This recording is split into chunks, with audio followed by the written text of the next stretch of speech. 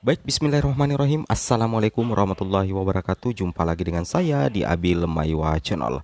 Jadi teman-teman, channel ini merupakan channel pendidikan tempat kita berbagi tentang aplikasi pendidikan, Microsoft Office, serta tips dan triks komputer.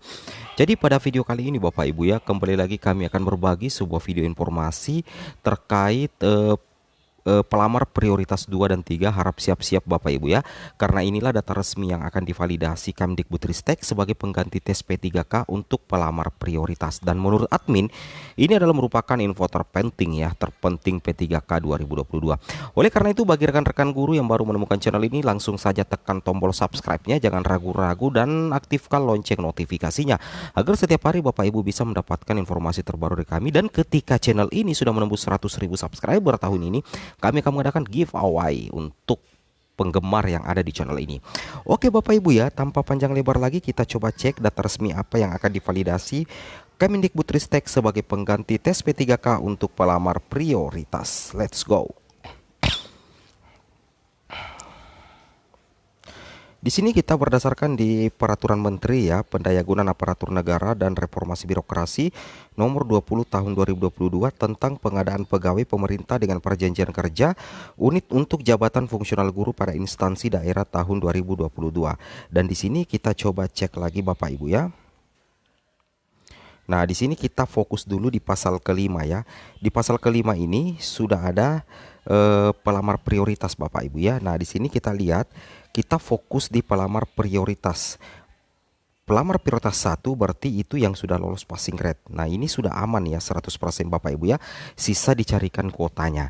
Nah, beda halnya dengan pelamar prioritas pertama. Untuk pelamar prioritas B itu adalah guru THK 2. Nah, jadi datanya nanti itu adalah database BKN. Sedangkan prioritas ketiga sebagaimana dimaksud pada ayat 1 huruf C itu merupakan guru non ASN di sekolah negeri yang terdaftar di Dapodik dan memiliki masa kerja paling rendah 3 tahun. Nah, inilah nantinya yang akan ada pengecekan verifikasi data untuk pelamar prioritas 2 dan pelamar prioritas 3 sebagai pengganti tes P3K langsung dari pihak Kemdikbudristek. Seperti itu Bapak Ibu ya.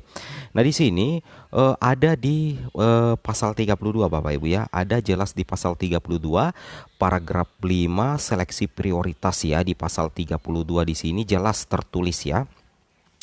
Nah, di sini jelas tertulis bahwasanya seleksi kompetensi bagi pelamar prioritas 1 itu menggunakan hasil seleksi tahun 2021. Jadi menurut admin ini aman ya. Kita tidak usah terlalu bahas ini untuk prioritas 1, tapi kita fokus di prioritas 2 dan 3. Nah, di ayat keempat ya, di ayat keempat seleksi kompetensi bagi pelamar prioritas 2 dan pelamar prioritas 3 dilakukan dengan menilai kesesuaian. Berarti Bapak Ibu yang masuk kategori pelamar prioritas 2 dan pelamar prioritas 3 dipastikan itu tidak dites lagi, karena nantinya yang akan menjadi pengganti tes Bapak Ibu adalah penilaian kesesuaian. Penilaian kesesuaian apa? Tentunya penilaian kesesuaian kualifikasi akademik, kompetensi, kinerja, dan pemeriksaan latar belakang atau background check. Bapak Ibu perlu pahami ya, Bapak Ibu perlu pahami bahwa nantinya akan ada pemeriksaan kualifikasi akademik Bapak Ibu. Ijazah terakhir Bapak Ibu itu akan diverifikasi ulang oleh Kemendikbudristek, tentunya melalui data Dapodik ya, tentunya melalui data Dapodik. Jadi Bapak Ibu perbaiki data pendidikan terakhir Bapak Ibu di Dapodik, di SIM PKB dan Verpal PTK serta Verpal ijazah. Nanti kami tampilkan ya. Kemudian untuk kompetensi itu adalah kompetensi, data kompetensi Bapak Ibu itu pasti ada di Dapodik. Itu termasuk Bapak Ibu mengajar di kelas berapa. Nah, itu kan sudah ada di rombongan belajar di Dapodik. Nah, nama Bapak Ibu ada di situ. Nah, termasuk juga dengan kinerja Bapak Ibu sebagai guru itu tercatat di Dapodik. Ya, tercatat di Dapodik di bagian riwayat karir dengan rombongan belajar. Kinerja Bapak Ibu di Dapodik itu jelas ada Bapak Ibu ya. Nanti kita cek satu persatu. Kemudian pemeriksaan latar belakang background check tentunya diambil juga pusat datanya dari Info GTK. Nah, data individu Bapak Ibu yang ada di Info GTK otomatis itulah yang menjadi data background check Bapak Ibu. Nah, di mana lagi Kemendikbud mengambil data background check kalau bukan bersumber dari aplikasi Dapodikdasmen. Itu logikanya ya, meskipun sebenarnya Kemendikbud belum menjelaskan secara pasti terkait penilaian kesesuaian, tetapi kita sudah bisa memprediksi terkait data-data Dapodik yang Bapak Ibu miliki. Nah, harusnya Bapak Ibu sudah paham ya. Oke. Nah, di sini Bapak Ibu harus siap-siap untuk empat penilaian kesesuaian ini. Nah, selain itu di sini di bab 7 ada mitigasi resiko Bapak Ibu ya, tepatnya di pasal 47. Nah, di sini di ayat 1 pasal 47, panitia seleksi P3K Jabatan Fungsional Guru Kemendikbudristek itu akan melakukan mitigasi resiko pelaksanaan penyelenggaraan seleksi P3K Jabatan Fungsional Guru tahun 2022.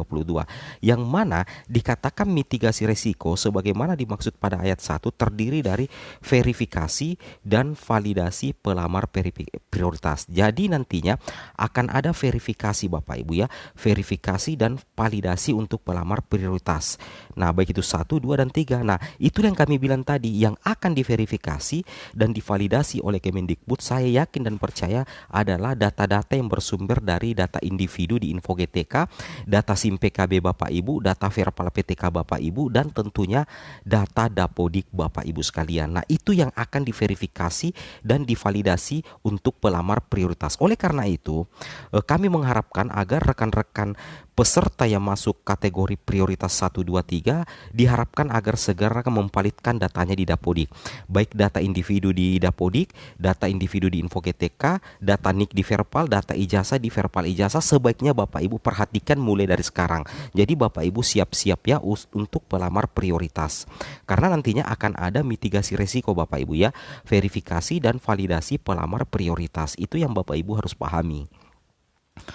Nah, ini riwayat pendidikan Bapak Ibu. Riwayat pendidikan Bapak Ibu pasti ada di Info GTK. Ini 4, terutama ini yang 1, ijazah S1 Bapak Ibu nantinya akan disesuaikan dengan formasi yang Bapak Ibu pilih. Apakah linear atau tidak? Nah, jika tidak linear, maka Bapak Ibu tidak bisa lanjut untuk mendapatkan formasi itu meskipun Bapak Ibu tidak dites. Nah, oleh karena itu pastikan ijazah S1 Bapak Ibu itu linear dengan kuota formasi yang akan Bapak Ibu pilih nantinya. Nah, jadi yang akan diverifikasi oleh Kemendikbud tentunya yakin dan pasti adalah kualifikasi akademik Bapak Ibu, kualifikasi riwayat pendidikan Bapak Ibu sekalian. Oke, ini yang pertama ya, divalidkan Bapak Ibu ya di Info GTK dan Dapodik. Usahakan linear nantinya dengan formasi yang Bapak Ibu pilih. Nah, kemudian yang kedua adalah Verpal ijazah Bapak Ibu wajib valid. Mulai dari poin 1 sampai poin 10 kondisi verpalnya harus terkunci atau valid. Nah, seperti itu ya. Kalau jadi mulai dari poin 2 sampai poin 7 itu harus sesuai dengan ijazah terakhir Bapak Ibu. Dan data Verpal ijazah Bapak Ibu ini sudah sesuai dengan data yang ada di PD Diktinya. Seperti itu ya. Jadi data Verpal ijazah Bapak Ibu harus sesuai dengan data PD Dikti Bapak Ibu sendiri.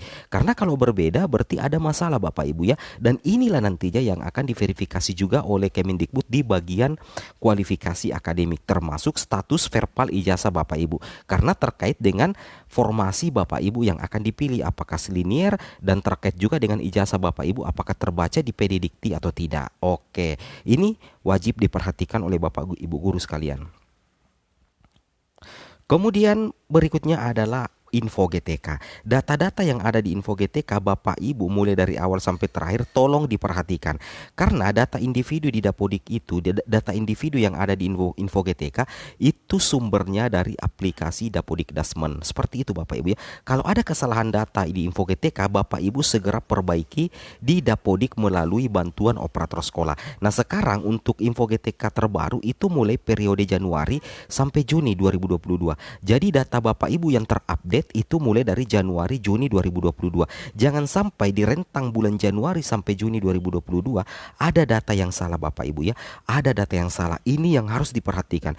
Kenapa admin sangat serius membahas konten ini? Karena inilah kesempatan Bapak Ibu. Tanpa tes Bapak Ibu bisa menjadi ASN P3K prioritas 1, 2, dan 3 asalkan Bapak Ibu bisa memvalidkan semua data-data yang diminta oleh Kemendikbud nantinya.